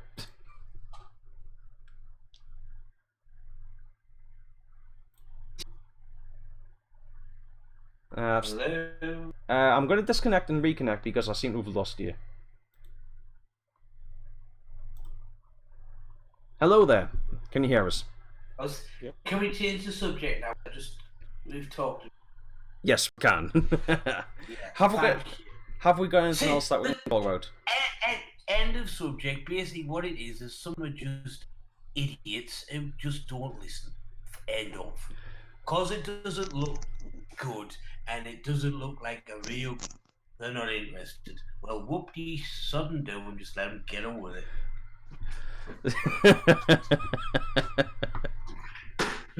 Oh man. I'll be quite happy when I'm tapping them out on my snipe. They're still far trying to get working, because that's all their basically their guns are, Tippmann 98s. Which, if that was the case, we'd all be running around with Tippmann 98s. If they were the best things in God's creation, they wouldn't be making electronic markers. We'd all still be running around with Tippmann 98s. Which is no, we're not. Because they're crap. Well, you know, the Tippmann 98 is a classic. Not all classics are good. That's also true. No, yeah. See, classics, like an auto cocker would be a Mustang. A Tippmann 98 would be a 2CV. You see, I was thinking, was it the Lada or whatever, which was like, no, that's fair. That's a good analogy. Yeah. An E-type Jag converted to a Lada. Yeah. But yeah. Ben says they forget it's easily customized. Well, that's it. There's a lot of people are producing body kits and all sorts. I actually saw one the other day where somebody. Go on. Oh, I was about to say I saw some fantastic ones on a video on custom paintball today. Of like the Dragunovs and AKMs, and yes, I think you must have had about 20 or 30 variants for this one marker that hasn't even fully been out yet. Yes. So, Paul's made me laugh. Albert. Albert has spoken like the first morning. It just does me head in. Just some people are just will not listen. They couldn't get it into their heads, and they couldn't just say, "Yeah, you're right, mate, but I like to use my gun." Fine. No, yes. They had to argue that they're basically Tippmann 98 with a few stuff stuck on it was better than a gun that's just been brought out. And I always remember, I don't know who said it, basically a paintball gun. A proper paintball gun does not look like real steel because it's designed to shoot paint. If you get a paintball gun designed like real steel, it means that it won't be as good because I had to make some differences in that to make it look real. Yeah, but that's To be honest, that's the ultimate point. There is you need a platform to shoot a round projectile, and the best platform to do that from is a hopper-fed vertical feed marker. Yep. Like that's it. That's why tournament players shoot those markers. Yes. Exactly, mate. Yeah. Well, that's it. Tournament players shoot tournament-style markers because tournament-style markers have been optimized for shooting round balls of gelatin paint. Oh, but yeah, of course. I'm only talking about round ball because not every Magfed player. Yeah. Oh, can shoot first strike. To shoot first strike exclusively. Yeah. Oh, I totally agree. Yeah. I totally agree on that. And I think most of these conversations can just be ended by saying, "Yeah, I know my marker's not as good as the newest blah blah blah blah blah. I don't care." That's it. But try and argue that it's better. Oh yeah, but it's ignorance of a foregone conclusion is just yeah, I agree.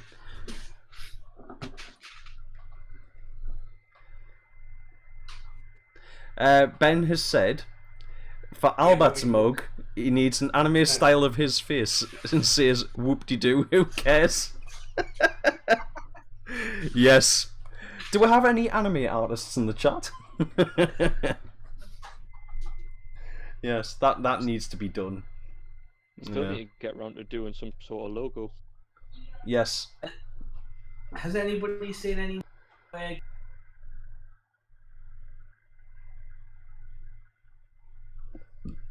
What was that, Albert? Sorry, you. 2 seconds. No problem. Can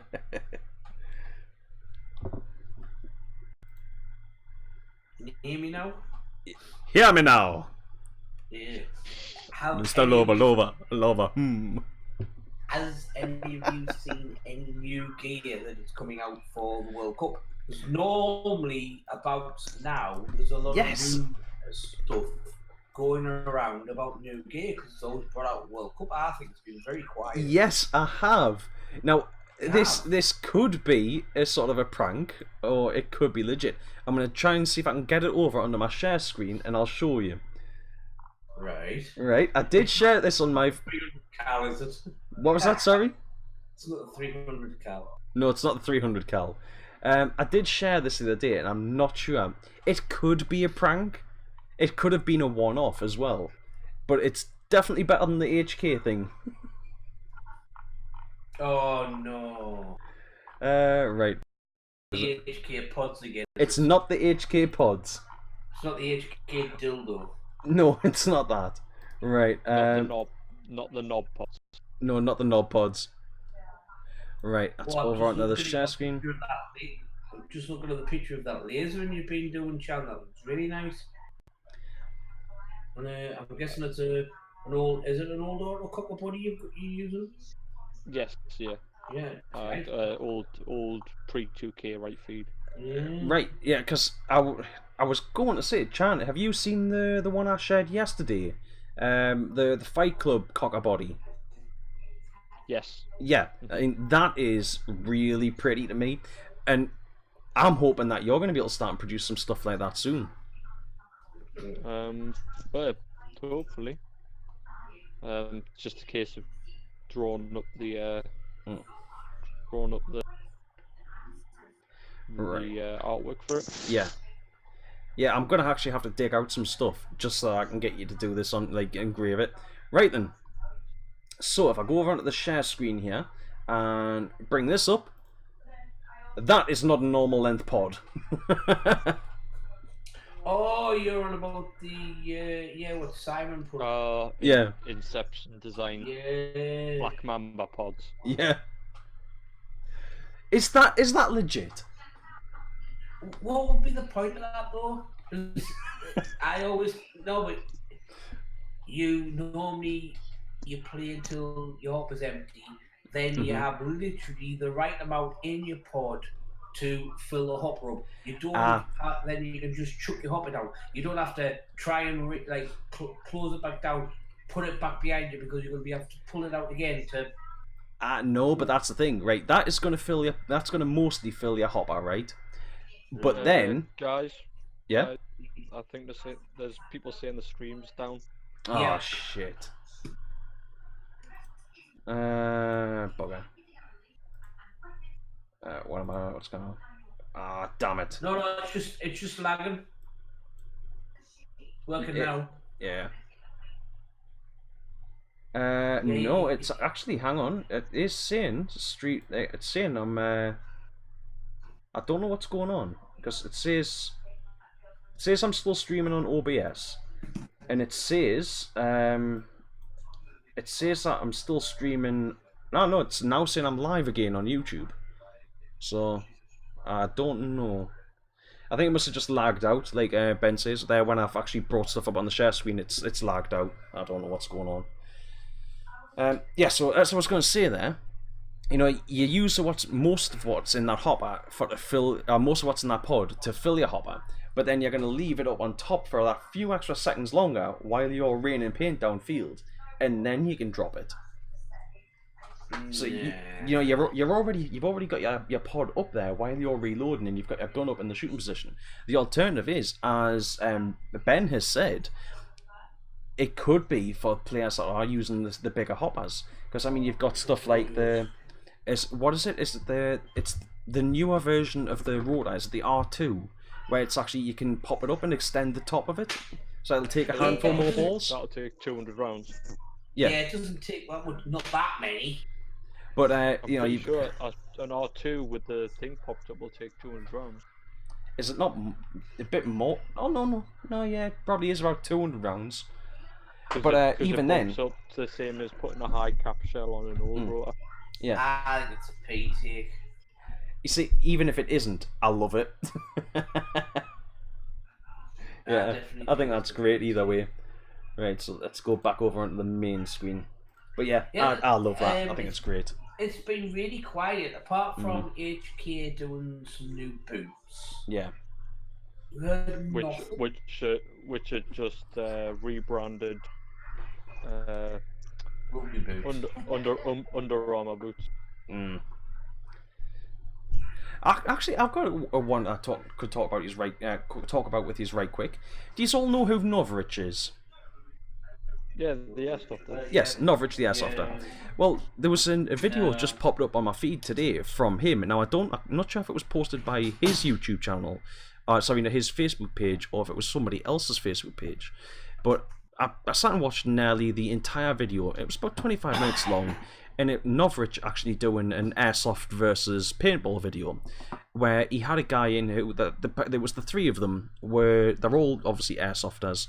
One of them had apparently played rental paintball a couple of times, and the other one saying that he had apparently played like paintball at quite a high level for a number of years, but he had only ever played tournament paintball.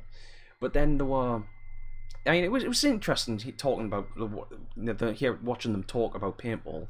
But for the most part, even the guy that was saying that he had played paintball for quite a while and played at a tournament level, none of them really seem to have much of an idea about what we're talking about. And it's like, I actually thought, Novrich actually gave the Hidden Hedgehog a shout out a while ago. It's like, why not get him on to talk? And so he knows that there's more to paintball than just tournament paintball and rental. It's like, why not get him on to actually have a conversation about paintball? And he could have, because they just covered rental and tournament paintball, and that was it. Now I did find it interesting that even the airsofter who had played paintball before, he basically said, yeah, paintballers are more aggressive players. He says you put an airsoft gun in a paintballer's hand and they'll mow you down. But short of that, it was an interesting video. It was disappointing to see how little they actually knew. And this guy who said he was like their paintball expert, I'm not saying, I'm just using expert loosely, just didn't seem to know what they were talking about. And they obviously had no idea about Magfed paintball either. So basically, some guy who's played once in a rental field. No, this guy that was saying that the guy that was actually talking about paintball more, he had apparently, if you believe him, which I've got no reason to doubt what he said, but if you believe him, he had actually played paintball at a reasonably high level. You know, it would be like tournament paintball in his country. I've got no reason to doubt that, but he obviously didn't have much of an idea of up-to-date paintball, which was kind of disappointing in a paintball video, you know, in a paintball versus airsoft video hosted by possibly the largest airsofter on the planet. So it was pretty one-sided. Yeah, it was a bit one-sided, but like I said, you know, there was the guy that had played paintball before. It boiled down to, he pretty much went, you know, airsoft's cheaper, you know, for the ammunition, and I can't argue that. You know, I don't think there's any shame in agreeing that airsoft ammunition is cheaper. And it was just funny, you know, like on the airsofter's page, for to have this airsoft, I go, yeah, you give an airsoft gun to a paintball and he's going to run you down.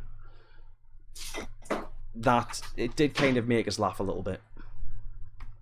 But yeah, I mean, it was interesting to see their takes on it.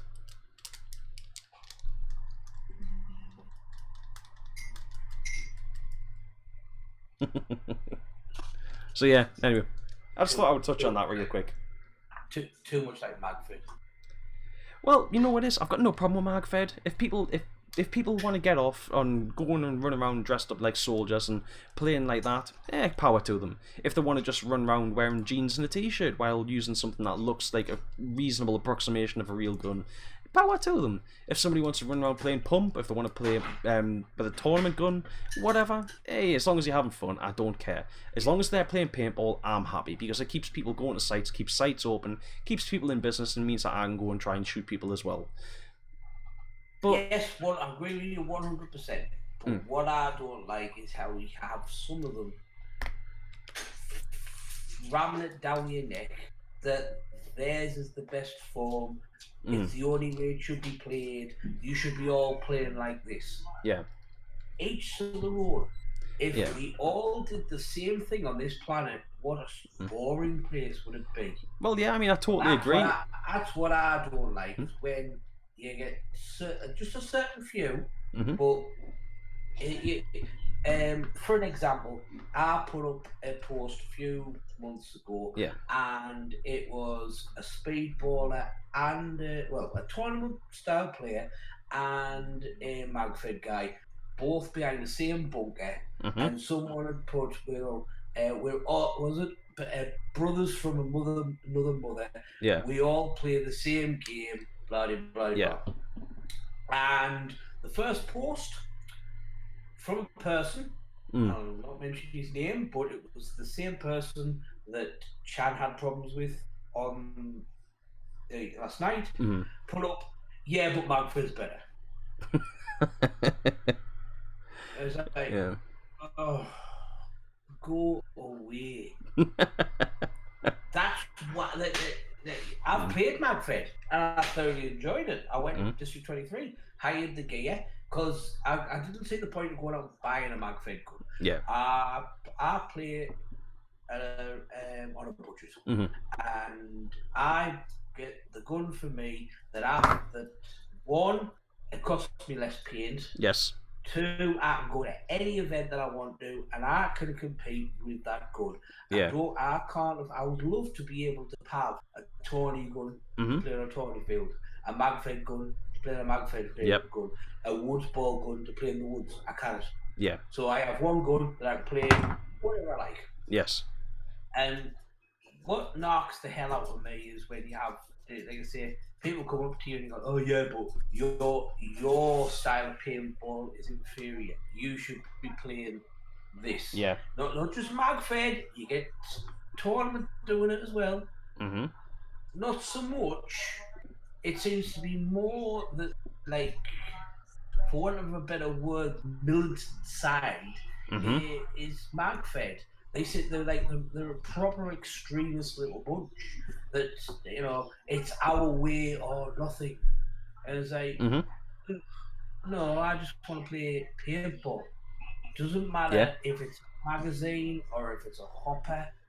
I just want to go in the woods with my friends, have a good time, shoot paint. Yeah, that's it. This is the one way that I actually get to hurt, like, well, not hurt people. This is the one way that I actually get to, like, shoot people and not get arrested. I mean, alright, yes, it's not exactly the one way, but, you know, when I go out and play paintball, I get to shoot people and not end up in a jail cell at the end of the day.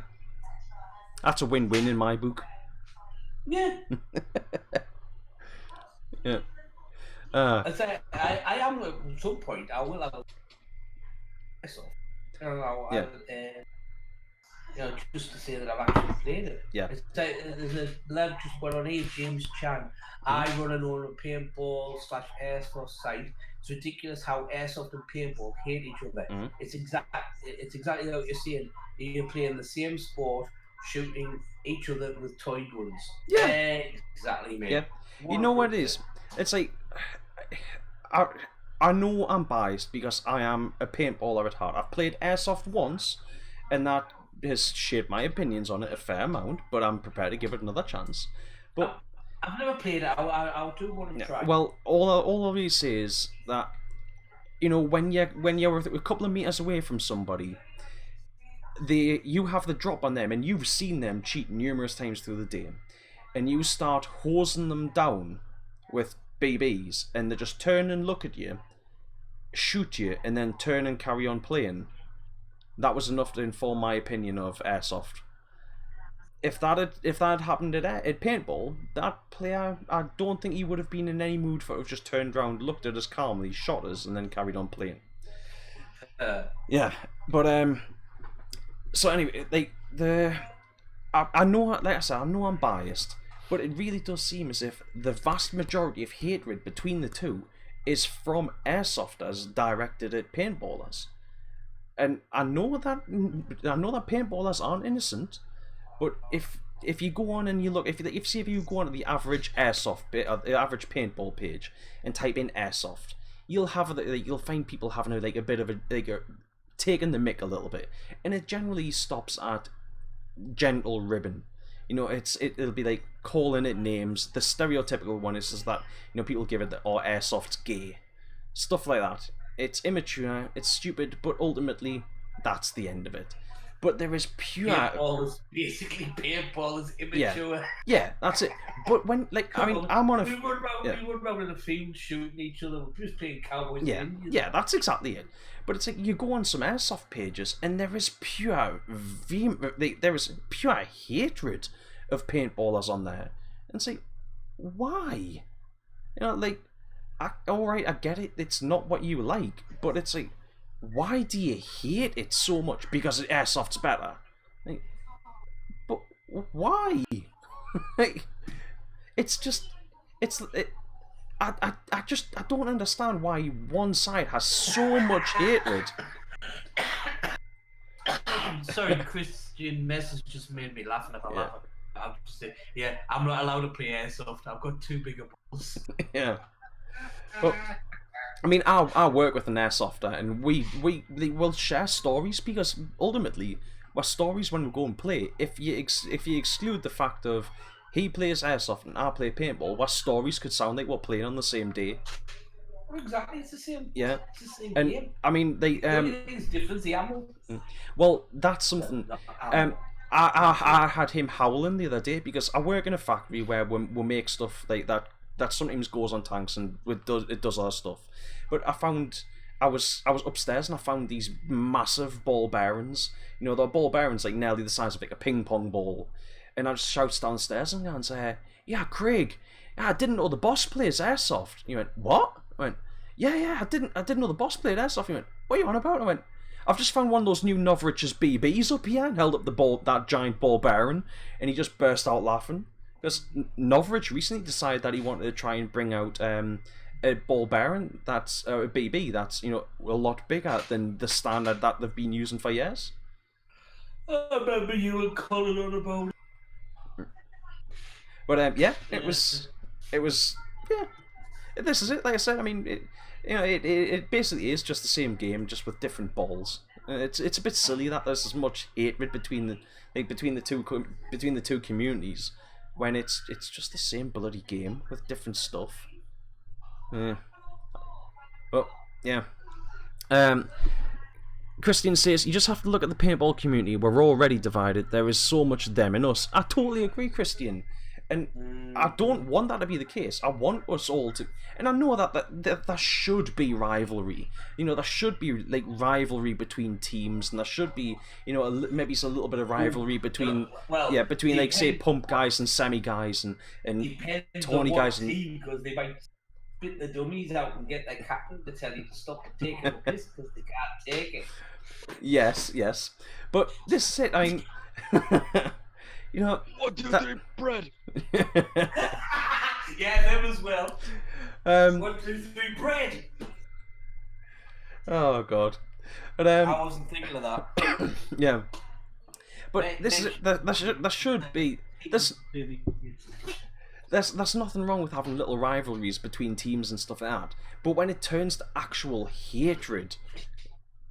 And it's not because you have actually done anything to each other out like that. I mean, I could understand, you know, like, if somebody got drunk and punched another team member, or somebody else from another team, and then there was, like, a rivalry form, I could understand that, but when it's literally down to, I don't like you because you shoot a different type of projectile to me, or I don't like you because your gun, it looks different to mine, that's bloody silly. Yeah. Anyway, I think we are at a point now where I probably want to leave it on that high note. And also, I have a training course that I have to be up for tomorrow. So, yeah. So, I guess, guys, if you are happy with that, we shall leave it there for the night. And hopefully I'll be able to try and get back on Wednesday and stream for you for a bit. Then we'll be able to get together and have another little bit of a chat. And hopefully I can entertain you then. But, does anybody want to have any final words?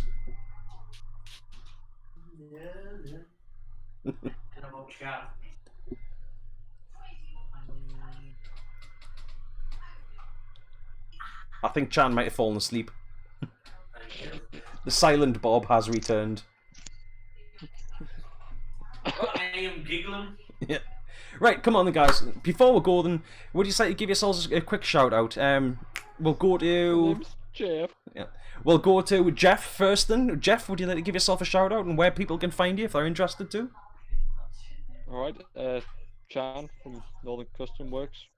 You can find me at Northern Custom Works on Facebook. Fantastic. And Albert? Albert is BZ Grizzly in our room. Click clap Piao page, which is basically about pump paintball. Fantastic, thank you very much. Right, and if anyone is interested, you can of course subscribe to my YouTube channel here, where you can find me normally on Mondays and Wednesday nights. You can also find me on Facebook at Dexter's PB Lab, which there is a little thing in the scrolling bar there that you can find us there. So anyway, hopefully you have enjoyed the show tonight. Yes, that's the word. That's the word, and that'll do for that. Hopefully you've enjoyed the show tonight. It's been a pleasure to entertain you, and I'm sure the other guys feel the same. And I guess we shall see you next time. Now I've got to quickly. I need to set up a secondary screen here, so I can just flick to it and everything goes quiet. But right, love you, bye. Love you, bye. Love you, bye. Love you, bye. Yeah. Love you, bye.